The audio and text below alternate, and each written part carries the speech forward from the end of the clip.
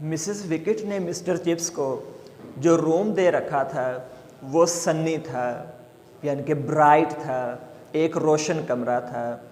और अगर हम मिसेस विकेट के घर की बात करें तो वो प्रीटेंटुअस यानी कि ज़ाहरी नमूदो नुमाइश वाला था, शोई था। लेकिन सबसे बड़ी बात कि मिसेस विकेट का घर कन्वीनियंट था। कन्वीनियंट का मतलब आरामदेह, सूटेबल। और मिस्टर चिप्स को इसी तरह का ही घर चाहिए था, चाहे ये स्मॉल था, चाहे ये अगली और प्रीटेंटुअस था, लेकिन मिस्टर चिप्स के लिए बहुत अच्छा था, क्योंकि ये बाहर स्ट्रॉल करने के लिए, स्ट्रॉल करना, चहलकदमी करना, वॉन्डर, तो ये बाहर चहलकदमी के लिए जाया करते थे। और स्टूडेंट्स जो हैं अपनी हैट्स उतार कर इनको वेलकम किया करते थे। अगर हम बात करें कि वो बॉयज़ के साथ कैसे डील करते थे, तो हर नए आने वाले लड़के को मिस्टर चिप्स अपने घर में चाय पर बुलाया करते थे और उन्हें मुख्तलिफ़ किस्म की अशिया जैसे कि वालनट केक, अखरोट केक उन्हें पेश किया करते थे और उन्हें चाय वगैरह बनाकर ख़ुद दिया करते थे। और अगर सर्दियां होती तो मिस्टर चिप्स क्रम्पर्ट्स को कुलचे कहते हैं, सॉफ्ट केक, ये पेश किया करते थे। और ये तमाम क्रम्पर्ट्स जो थे ये सॉक्ड होते थे। सॉक्ड, तर होना, ड्रेंच्ड, ये मक्खन के अंदर डूबे हुए यानी कि तर होते थे।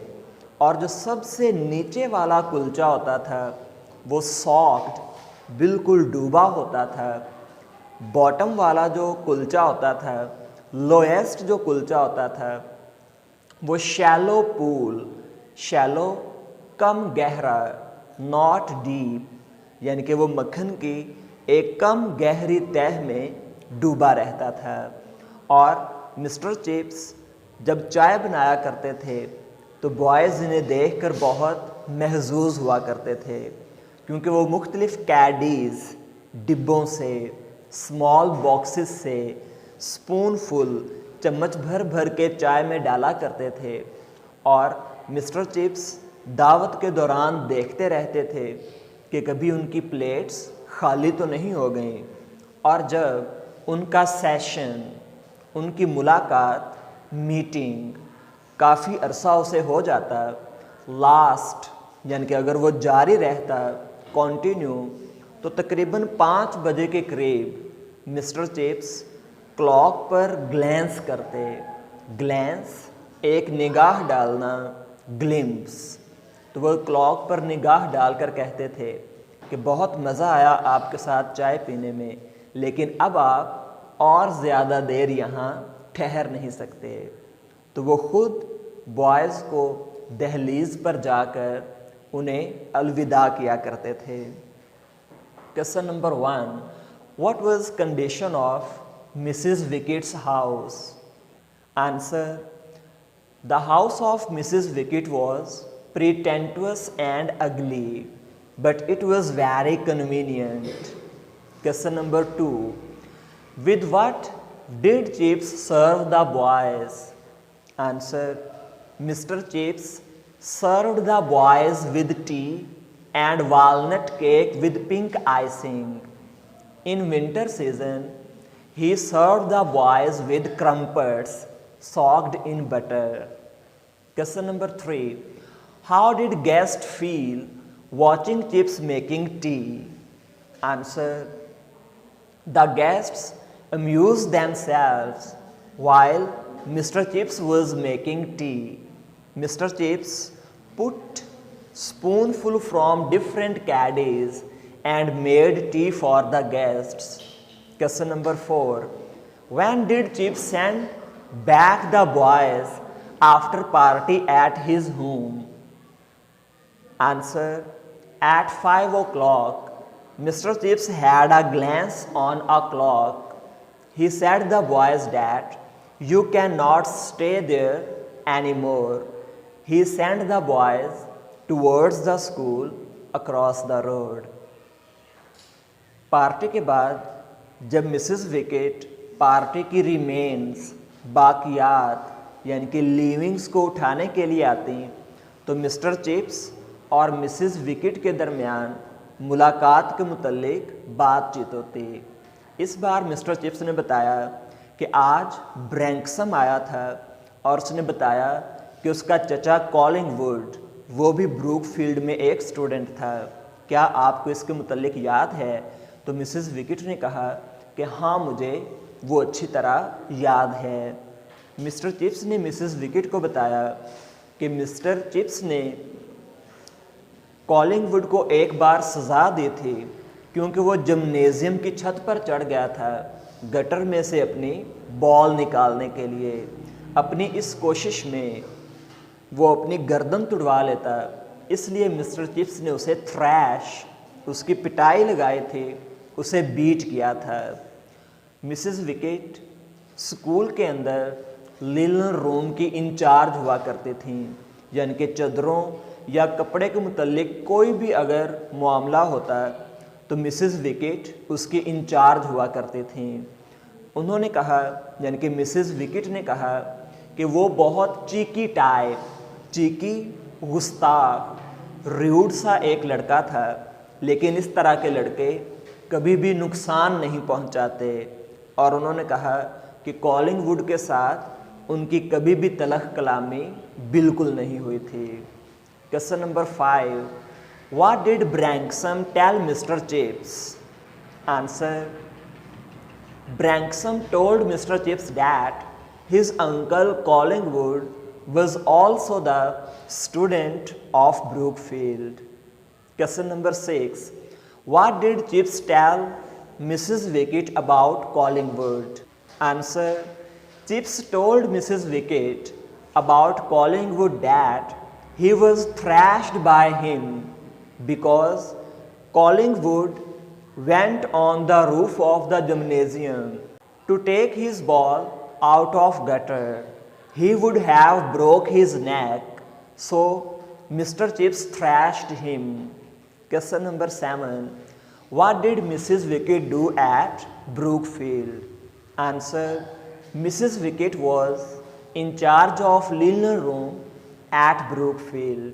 अगर हम मिस्टर चिप्स की लाइफ की बात करें तो वो एक प्लेसड, पुरसकून, पीसफुल लाइफ गुजार रहे थे। उन्हें किसी किस्म का कोई फाइनेंशियल प्रॉब्लम नहीं था। उनकी पेंशन एडिक्वेट, इनफ मौजूद थी और वो जो कुछ चाहते थे वो अफोर्ड कर सकते थे। उन्होंने अपना रूम जो था फर्निश्ड किया हुआ था, डेकोरेट यानी कि सजाया हुआ था, विद स्कूल मास्टरली टेस्ट, यानी कि जिस तरह एक स्कूल मास्टर का रूम हो सकता है उन्होंने इसी तरह ही सजाया हुआ था। उन्होंने इजी चेयर, टेबल और एक लैंप वगैरह रखा हुआ था। बहुत सारी शेल्व्स थीं जिनमें फिक्सचर कार्ड और ट्रॉफीज़ होती थीं। उन्होंने काफ़ी सारी बुक्स रखी हुई थीं जिनमें ज़्यादातर क्लासिकल बुक्स थीं, क्लासिकल ट्रेडिशनल बुक्स थीं। और उन्होंने सीजनिंग यानी कि मसाला, हिस्ट्री और बेल्स लेटर का भी रखा हुआ था, सीजनिंग, स्पाइस। और एक हीप ढेर, और उन्होंने एक पायल, ढेर, हीप डिटेक्टिव नॉवेल्स की भी रखी हुई थी। लेकिन डिस्पाइट ऑफ के बावजूद, इन स्पाइट ऑफ एसिडुअस रीडिंग, एसिडुअस जान फिशानी वाली डिलीजेंट रीडिंग के बावजूद वो एक आला दर्जे के स्कॉलर बिल्कुल ना बन सके। टाइम्स अखबार में लैटिन और ग्रीक के आर्टिकल्स होते थे जिनमें कुछ टैग्स, कोटेशंस वगैरह भी आया करती थी। और मिस्टर चिप्स डिविंडलिंग कम होती हुई, लेसनिंग होती हुई तादाद में से थे जो इन टैग्स को समझ सकते थे। Question number 8, what was the financial condition of mister chips after retirement? Answer, the life of mister chips was placid. He could afford anything he desired. His income was enough and his pension was adequate. Question number 9. How was Mr. Chip's room was decorated at Mrs. Wickett's house? Answer. Mr. Chips had decorated his room with schoolmasterly taste. He had a desk, reading lamp, and an easy chair in his room. He had also different kinds of books in his room. Question number 10. What kinds of books did Chips have in his room? Answer. The most of the books were classical, but he also had seasoning of history and Bell's Letter. There was also a pile of detective novels in his room. Question number 11. What was published in Times and what was its value? Answer. Some Latin and Greek tags were published in the Times, and Mr. Chips was among the few readers who could understand these tags. Mister chips के बाल सफ़ेद हो चुके थे और वो कुछ bald hairless यानी उनके सर के बाल कुछ कम हो चुके थे। उन्होंने खुद को ब्रूकफील्ड की डायरेक्टरी अरेंज करने में यानी कि फ़ोन बुक अरेंज करने में खुद को बिज़ी कर रखा था।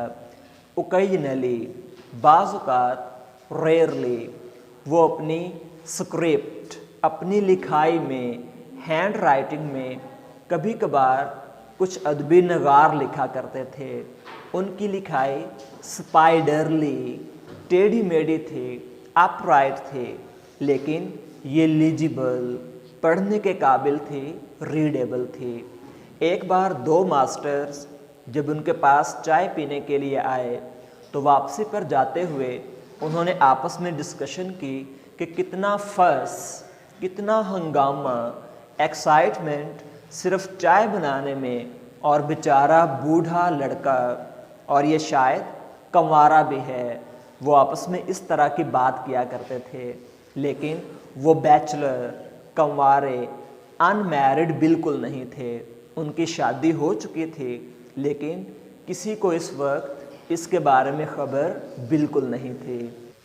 Question number 12. What were enjoyments of Mr. Chips at Mrs. Wickett's house? Answer.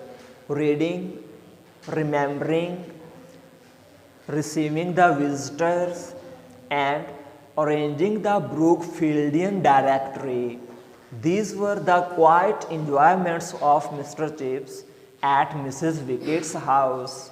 Question number 13. How was the writing of Mr. Chips? Answer. The writing of Mr. Chips was spiderly, but it was readable.